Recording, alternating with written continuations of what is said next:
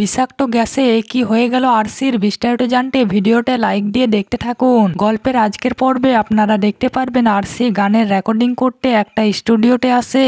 এদিকে তখন সায়ন্তনী কিছু গুন্ডাকে আরসির স্টুডিওতে পাঠিয়ে দেয়। এরপর সায়ন্তনী গুন্ডাদের ফোন করে বলতে থাকে আরসি যেন কোনোভাবে ওই রেকর্ডিং রুম থেকে বেঁচে ফিরতে না পারে।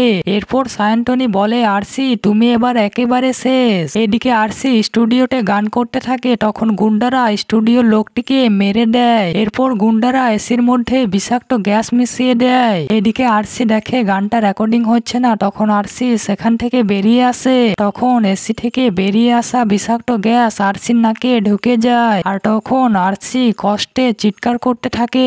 তাহলে সাক্ষ্যজিৎ যদি আরসিকে বাঁচিয়ে নেয় আপনাদের কেমন লাগবে কমেন্ট করে অবশ্যই জানাবেন, আর চ্যানেলে নতুন হলে চ্যানেলটি অবশ্যই সাবস্ক্রাইব করে রাখবেন।